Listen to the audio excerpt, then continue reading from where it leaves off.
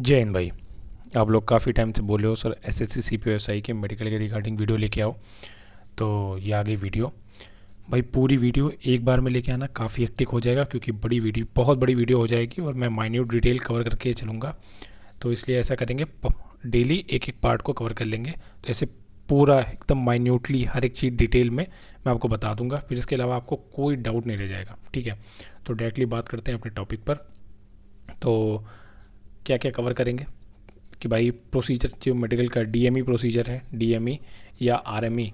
ठीक है, किसी को रिव्यू मेडिकल मिला है, किसी को डिटेल मेडिकल के बाद अगर किसी को रिव्यू मेडिकल मिला है तो कितने दिन का प्रोसीजर होता है, रिव्यू मेडिकल की क्या क्या क्या कंडीशन होती हैं। फिर उसके बाद हम कवर करेंगे अपर बॉडी, जिसमें आज आई को कवर कर लेते हैं, फिर लोअर बॉडी, फिर इंटरनल बॉडी, फिर टैटू, बर्थ मार्क या वुंड पॉलिसी, ये कवर कर लेंगे। ठीक है, तो डायरेक्टली बात करते हैं अपने टॉपिक पर, आते हैं। How many days of process is this. तो ये जो होता है ये नॉर्मल सा 2 दिन का प्रोसेस होता है। अगर आप फिट हो गए, आपका डीएमई हुआ, डिटेल मेडिकल एग्जामिनेशन, आप फिट हो गए तो बस 2 दिन में प्रोसेस कंप्लीट। लेकिन अगर आपको किसी चीज़ में अनफिट कर दिया और आपने आरएमई के लिए अप्लाई किया कि नहीं सर रिव्यू मेडिकल के लिए मैं जाऊंगा, मैं डॉक्यूमेंटेशन जो है वो रिव्यू मेडिकल के लिए सबमिट करूंगा, फॉर्म भर के दूंगा आपको, तो भाई फिर हो जाएगी प्रॉब्लम। क्यों? क्योंकि रिव्यू मेडिकल के लिए मिनिमम 2 से 3 दिन लगते हैं, लेकिन मैक्सिमम 10 से 20 दिन भी लग सकते हैं और इसके ऊपर भी लग सकते हैं। डिपेंड करता है कि जो डॉक्टर है वो फ्री है या नहीं, क्योंकि डेली सीपीओ के जो कैंडिडेट होंगे उनका मेडिकल चलता रहता है, तो डॉक्टर जो होते हैं वो फ्री नहीं होते। तो आपको दूसरे दिन, जस्ट दूसरे दिन आरएमई के डॉक्यूमेंट फिल कराने के लिए बुलाया जाएगा, लेकिन उसके बाद ये नहीं है कि आपका दूसरे दिन मेडिकल हो जाए, री मेडिकल हो जाए, बिकॉज डॉक्टर फ्री नहीं होगा। तो आपको फिर दूसरे दिन बुलाएंगे, उसके दूसरे दिन बुलाएंगे, जब तक डॉक्टर फ्री नहीं हो जाएगा। ठीक है, तो इस कंडीशन को ध्यान में रखते हुए आप आरएमई के लिए अप्लाई करना। ठीक है, अगर इतना पेशेंस हो कि मैं इतने दिन बियर कर सकता हूँ, और जाहिर सी बात है करना भी चाहिए, लेकिन उसको बियर करने के लिए सबसे पहले कुछ कंडीशन है, वो जान लो। कौन कौन सी कंडीशन है? एक है टेम्पोररी रिजेक्शन, एक है परमानेंट रिजेक्शन। टेम्पोररी रिजेक्शन क्या है कि अगर आपको किसी ऐसे पॉइंट में रिजेक्ट कर दिया गया है या आरएमई दे दिया गया है जो आपको लगता है कि नहीं क्योर हो जाएगा, तो just go for review medical. ठीक है, जस्ट एक दिन बाद का ही आरएमई देते हैं, लेकिन मेडिकल काफ़ी टाइम बाद कर देते हैं। कभी कभी डॉक्टर अवेलेबल होगा तो तुरंत ही कर देंगे, 1-2 दिन के अंदर भी। ठीक है, तो टेम्पररी पॉइंट कैसे, जैसे 3-4 किलो वेट बढ़ा हुआ है, ठीक है, या आपकी जो आँखें हैं वो पिंक आई हो गई है, बैक्टीरियल इन्फेक्शन की वजह से आँखें वो लाल नहीं हो जाती हैं उस वजह से। ठीक है, या उसके अलावा और भी दूसरे छोटे मोटे कोई भी पॉइंट हैं, तो आपको लगता है कि नहीं ये हो जाएगा, क्लियर हो जाएगा, तो just simply go for that. BP बढ़ा हुआ है, ईसीजी बढ़ा हुआ है, ले लो आप। ठीक है, लेकिन परमानेंट इंजेक्शन, जैसे किसी का नौकनी है, ठीक है, फ्लैट फुट है, तो अगर आपको लग रहा है कि नहीं भाई अब मुझे तो पता ही है कि परमानेंट इंजेक्शन मिल चुका है, तो फिर इसमें लेने से कोई फ़ायदा नहीं है। कैरिंग एंगल 20 से 22 डिग्री से ज़्यादा है, कोई फ़ायदा नहीं है। 2-3 दिन में क्या कैरिंग एंगल सही हो जाएगा? वेट 10 किलो से मतलब 10 से 12 किलो ओवर वेट हो रखा है या अंडर वेट हो रखा है, कोई मतलब नहीं बनता आरएमई जाने के लिए, फिर आपको 10 से 20 दिन इंतज़ार करना पड़ेगा। तो ये सब चीज़ें कंडीशन देख के सोच के फिर आरएमई के लिए अप्लाई करना। उसके अलावा इम्प्रेशन, आप डॉक्टर के ऊपर कैसा इंप्रेशन डालते हो, सबसे ज़्यादा ये चीज़ें मैटर करती हैं। इम्प्रेशन में आपके अंदर पोलाइटनेस और सिंप्लिसिटी होनी चाहिए। जो डॉक्टर बोल दे आराम से वो चुपचाप फॉलो कर लेना है, ज़्यादा बोलना नहीं है, ज़्यादा बकवास नहीं करनी है डॉक्टर से, एकदम पोलाइट रहना है। पोलाइटली अगर वो डांट के भी बोलता है तो भी आप पोलाइटली उसको डील करो। ठीक है, बहस करोगे डॉक्टर से तो जाहिर सी बात है उसके पास 1000 तरीके हैं आपको अनफिट करने के, लिटरली बता रहा हूँ। बात करते हैं टॉपिक पर। तो देखो, मोटा मोटा आई में केवल 4 चीज़ ही चेक करी जाती है सीपीओ के मेडिकल में, केवल 4 चीज़, इसके अलावा कोई चीज़ नहीं चेक करी जाती, अनलेस आप ज़बरदस्ती चेक करवाने पर उतारू ना हो जाओ कि नहीं सर मेरा तो ये भी चेक ही कर दो। तो सबसे पहला नियर साइटेडनेस, मतलब निकट जो आपकी दृष्टि है उसको चेक किया जाएगा। इसके लिए या तो आपको न्यूज़पेपर पढ़वाएंगे, ठीक है, 25 सेंटीमीटर की दूरी से आपको न्यूज़पेपर पढ़ाएंगे, एकदम जो न्यूज़पेपर में जो छोटे छोटे अक्षर होते हैं ना वो पढ़ाएंगे, हेडिंग्स नहीं।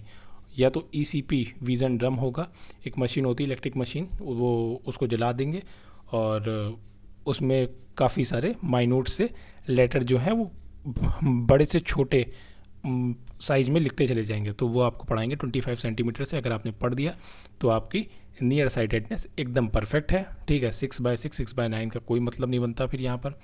फार साइटेडनेस मतलब आपकी दूर की दृष्टि कैसी है, तो आपको आई चार्ट पढ़वाएंगे 15 से 16 फीट की डिस्टेंस से।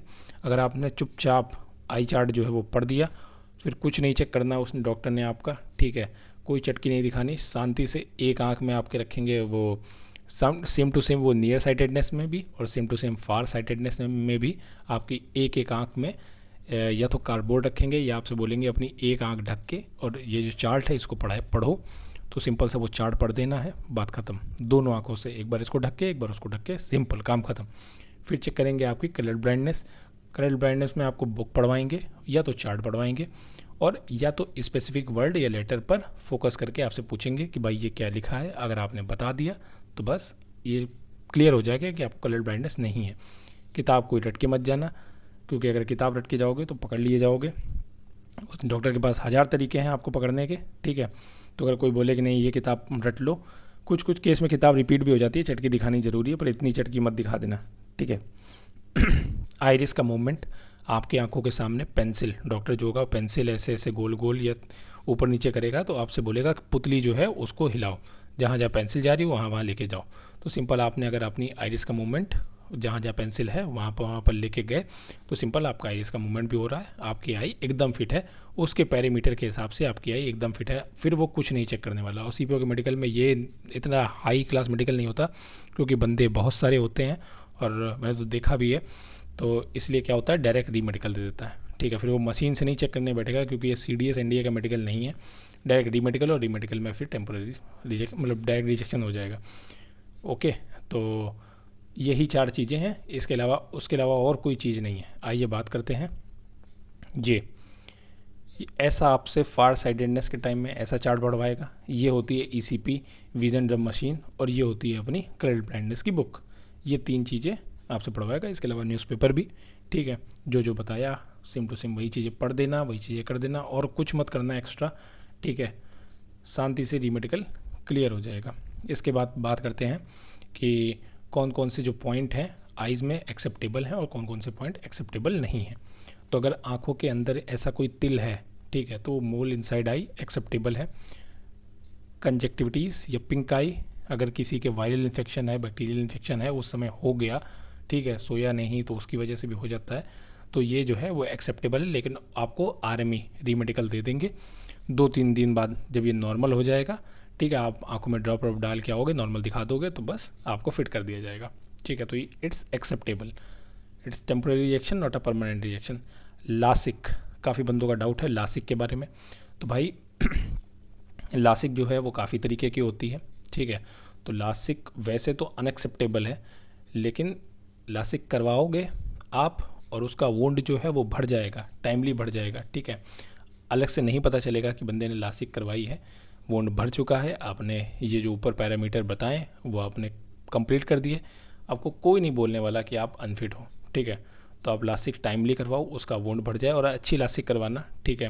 1-1.5 लाख की जो होती है वो करवाना। तो ये अगर किसी के पॉइंट हैं तो वो एक्सेप्टेबल है, ठीक है। बाकी बात करते हैं कैटरेक्ट, जिसको कहते हैं मोतियाबिंद, या उस मोतियाबिंद है या उसकी सर्जरी करवाई है तो वो अनएक्सेप्टेबल है, ठीक है। नाइट ब्लाइंडनेस, वैसे नाइट ब्लाइंडनेस का तो क्या ही पता लगा पाएंगे वो, क्योंकि नाइट में तो मेडिकल लेते नहीं हैं, तो मतलब कहते हैं कि नाइट ब्लाइंडनेस जो है अनएक्सेप्टेबल है। स्क्विंट आई, जिसकी आंखें इस तरह से बहेंगी हैं, ठीक है, वो अनएक्सेप्टेबल है, मेडिकल में ना ही जाए तो ही ठीक है, ठीक है।